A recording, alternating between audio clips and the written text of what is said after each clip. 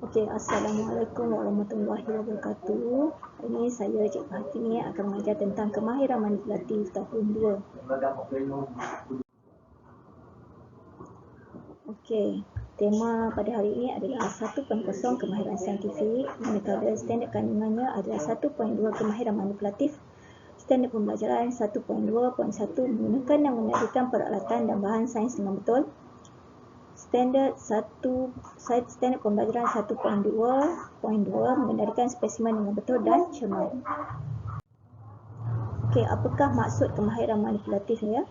Okey, kemahiran manipulatif adalah kemahiran menggunakan dan mengendalikan peralatan bahan sains dengan betul ketika menjalankan penyiasatan sains. Okey, biasanya kemahiran manipulatif ni kita selalu gunakan semasa kita berada di dalam makmal sains. Okey, terdapat 5 kemahiran manipulatif yang akan saya tunjukkan. Okey, kemahiran manipulatif yang pertama adalah menggunakan dan mengendalikan peralatan dan bahan sains dengan betul dan cermat. Jika anda lihat gambar ni, okey, dia mengendalikan peralatan dan bahan sains. Peralatan adalah seperti silinder penyukat dan bikar. Manakala bahan sains tu adalah cecair. Okey, ketika menuang cecair perlu dilakukan dengan berhati-hati. Yang kedua adalah mengendalikan spesimen dengan betul dan cermat. Terdapat 2 jenis spesimen iaitu spesimen hidup dan spesimen bukan hidup. Di sini spesimen hidup yang digunakan adalah siput kebun. Okey, kemahiran manipulatif yang ketiga adalah melakukan spesimen, peralatan dan bahan sains dengan betul. Okey, di sini ia melakukan mengeraya, bikar dan air. Yang keempat adalah membersihkan peralatan sains dengan cara yang betul. Okey, selepas kita gunakan peralatan sains, kita perlu mencuci dengan cara yang betul. Okey, yang kelima, menyimpan peralatan dan bahan sains dengan betul dan selamat.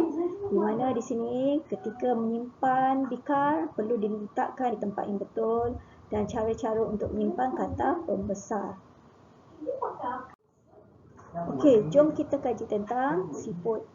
Okey, alatan dan bahan adalah kanta pembesar, jubin putih, sarung tangan, akuarium kecil dan siput kebun.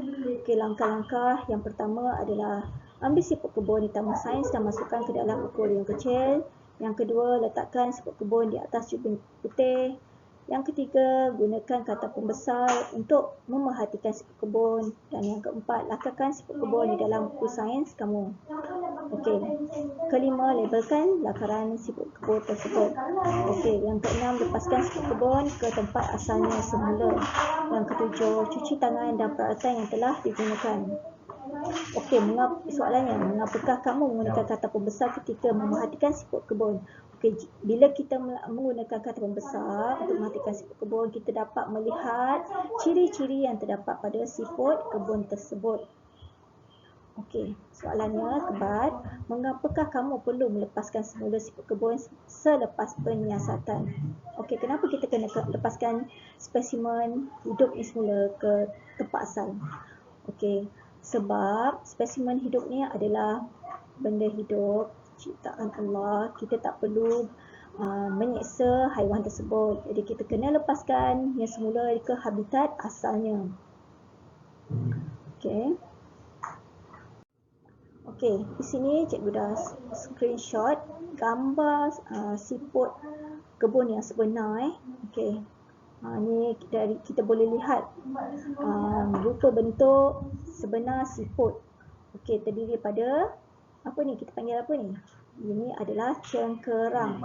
Okey, siput terdiri pada 2 jenis cengkerang, iaitu cengkerang keras dan cengkerang yang lembut. Ni cengkerang ni adalah yang jenis keras. Okey, ini dipanggil sebagai sesungut. Okey, sesungut ni badan siput. Okey. Ini badan siput. Okey, ini sesungut. Ini sesungut dan ini adalah mata siput tersebut ya. Okey. Ini cengkerang, sesungut, mata. Okey, info tentang sifat luaran siput adalah bercengkerang keras atau lembut, Terdapat lendir pada tubuh siput tersebut. Okey, kegunaan lendir tersebut adalah untuk menjaga kelembapan tubuhnya. Okey, siput juga bergerak dengan lambat. Siput berjalan menggunakan apa? Ia menggunakan otot perutnya untuk berjalan. Di mana otot perut siput tu? Okey, kita lihat semula. Okey, tak boleh tengok slide yang seterusnya. Okey, siput dia otot perutnya yang tadi itulah, yang dekat badan tu. Okey, ia mempunyai sepasang sesungut yang berfungsi sebagai deria penglihatan. Okey, mata siput terdapat pada hujung sesungut.